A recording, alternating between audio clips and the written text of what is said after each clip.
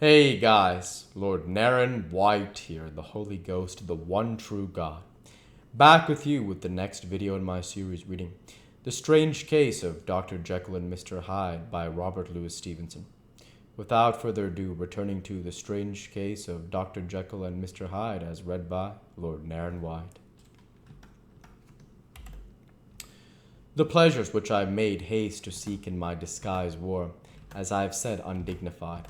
I would scarce use a harder term. But in the hands of Edward Hyde, they soon began to turn toward the monstrous. When I would come back from these excursions, I was often plunged into a kind of wonder at my vicarious depravity. This familiar that I called out of my own soul and sent forth alone to do his good pleasure, was a being inherently malign and villainous. His every act and thought centered on self, drinking pleasure with bestial avidity, from any degree of torture to another relentless like a man of stone. Henry Jekyll stood at times aghast before the acts of Edward Hyde, but the situation was apart from ordinary laws, and insidiously relaxed the grasp of conscience. It was Hyde, after all, and Hyde alone that was guilty. Jekyll was no worse. He woke again to his good qualities seemingly unimpaired. He would even make haste, where it was possible, to undo the evil done by Hyde, and thus his conscience slumbered. Into the details of the infamy at which I thus connived, for even now I can scarce grant that I committed it, I have no design of entering. I mean but to point out the warnings and the successive steps with which my chastisement approached. I met with one accident which, as it brought out on no consequence, I shall no more than mention. An act of cruelty to a child aroused against me the anger of a passer-by whom I recognized the other day in the person of your kinsman. The doctor and the child's family joined them. There were moments when I feared for my life, and at last, in order to pacify their too just resentment, Edward Hyde had to bring them to the door, and pay them in a check drawn in the name of Henry Jekyll. But this danger was easily eliminated from the future, by opening an account at another bank in the name of Edward Hyde himself, and when, by slipping my own hand backward, I had supplied my double with its signature, I thought I sat beyond the reach of fate. Some 2 months before the murder of Sir Danvers, I had been out for one of my adventures and had returned at a late hour, and woke the next day in bed with somewhat odd sensations. It was in vain I looked about me, in vain I saw the decent furniture and tall proportions of my room in the square, in vain that I recognized this pattern of the bed curtains and the design of the mahogany frame. Something still kept insisting that I was not where I was, that I had not wakened where I seemed to be, but in the little room in Soho, where I was accustomed to sleep in the body of Edward Hyde. I smiled to myself, and in my psychological way, began lazily to inquire into the elements of this illusion. Occasionally, even as I did so, dropping back into a comfortable morning doze, I was still so engaged when, in one of my more wakeful moments, my eyes fell upon my hand. Now the hand of Henry Jekyll, as you have often remarked, was professional in shape and size. It was large, firm, white, and comely. But the hand which I now saw, clearly enough, in the yellow light of a mid-London morning, lying half shut on the bedclothes, was lean, knuckly, of a dusky pallor, and thickly shaded with a swart growth of hair. It was the hand of Edward Hyde. I might have stared upon it for near half a minute, sunk as I was in the mere stupidity of wonder, before terror woke up in my breast as sudden and startling as the crash of cymbals, and bounding from my bed, I rushed to the mirror. At the sight that met my eyes, my blood was changed into something exquisitely thin and icy. Yes, I had gone to bed Henry Jekyll. I had awakened Edward Hyde. How was this to be explained? I asked myself, and then, with another bound of terror, how was it to be remedied? It was well on in the morning. The servants were up. All my drugs were in the cabinet. A long journey down 2 pairs of stairs through the back passage, across the open court and through the anatomical theatre, from where I was then standing horror-struck. It might indeed be possible to cover my face, but of what use was that, when I was unable to conceal the alteration in my stature? And then, with an overpowering sweetness of relief, it came back upon my mind that the servants were already used to the coming and going of my second self. I had soon dressed as well as I was able, in clothes of my own size, had soon passed through the house where Bradshaw stared and drew back at seeing Mr. Hyde, at such an hour and in such a strange array. And 10 minutes later, Dr. Jekyll had returned to his own shape and was sitting down, with a darkened brow, to make a feint of breakfasting. Small indeed was my appetite.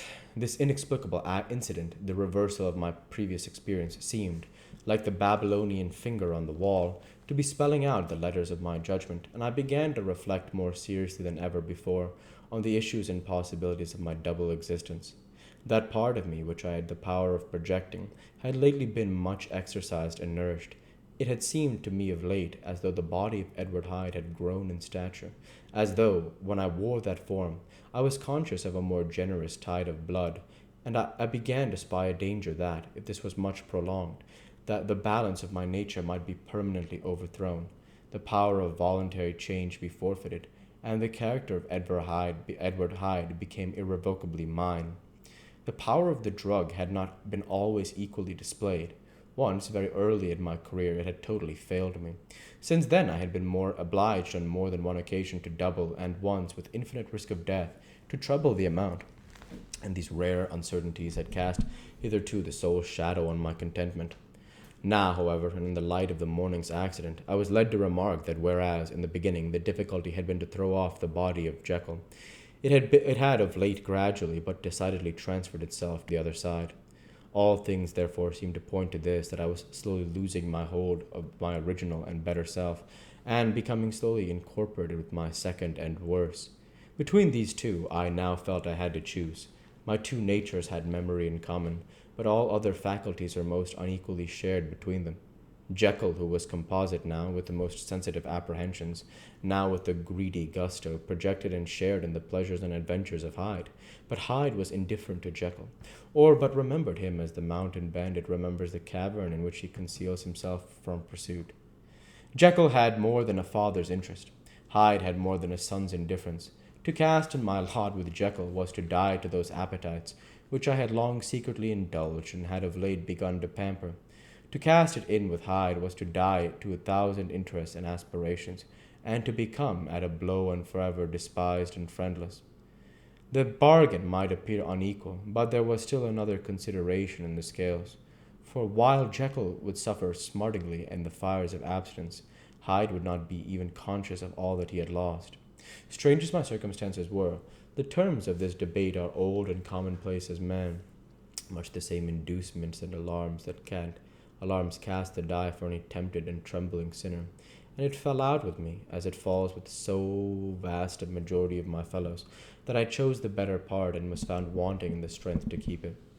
Yes, I preferred the elderly and discontented doctor, surrounded by friends and cherishing honest hopes, and bade a resolute farewell to the liberty, the comparative youth, the light step, leaping impulses, and secret pleasures that I had enjoyed in the disguise of Hyde. I made this choice perhaps with some unconscious reservation, for I neither gave up the house in Soho, nor destroyed the clothes of Edward Hyde, which still lay ready in my cabinet. For 2 months, however, I was true to my determination. For 2 months I led a life of such severity as I had never before attained to, and enjoyed the compensations of an approving conscience. But time began at last to obliterate the freshness of my arm. The praises of conscience began to grow into a thing of course. I began to be tortured with throes and longings as of Hyde struggling after freedom, and at last, in an hour of moral weakness, I once again compounded and swallowed the transforming draught. I do not suppose that, when a drunkard reasons with himself upon his vice, he is once out of 500 times affected by the dangers that he runs through his brutish physical insensibility. Neither had I, long as I had considered my position, made enough allowance for the complete moral insensibility and insensate readiness to evil which were the leading characters of Edward Hyde. Yet it was by these that I was punished. My devil had been long caged, and he came out roaring.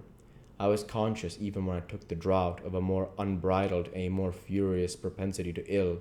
It must have been this, I suppose, that stirred in my soul the tempest of impatience with which I listened to the civilities of my unhappy victim. I declare, at least, before God, no man morally sane could have been guilty of that crime upon so pitiful a provocation, and that I struck in no more reasonable spirit than that in which a sick child may break a plaything.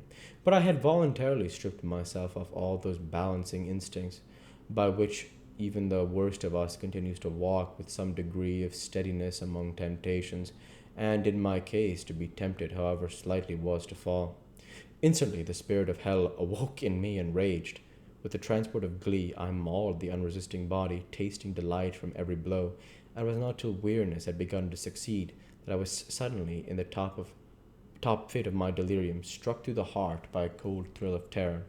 A mist dispersed. I saw my life to be forfeit, and fled from the scene of these excesses, at once glorifying and trembling, my lust of evil gratified and stimulated, my love of life screwed to the topmost peg.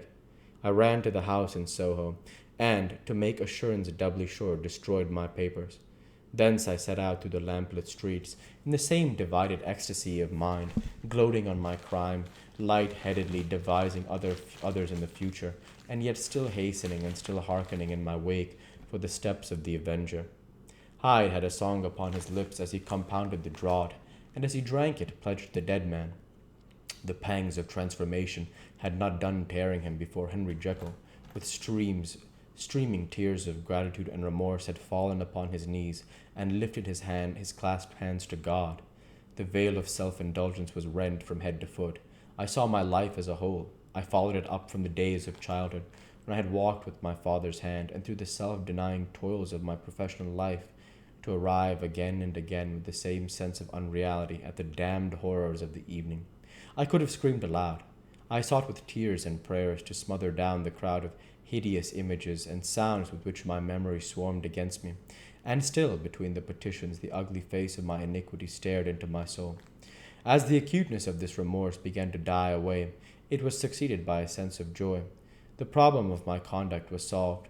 Hyde was thenceforth impossible, whether I would or not. I was now confined to the better part of my existence, and how I rejoiced to think of it. With what willing humility I embraced anew the restrictions of natural life, with what sincere renunciation I locked the door by which I had so often gone and come, and ground the key under my heel. We'll go ahead and stop there for this week. As usual, I want to say thank you for watching, and I hope you enjoy. Please like, comment, and subscribe, as it greatly helps the channel. Light be with you all.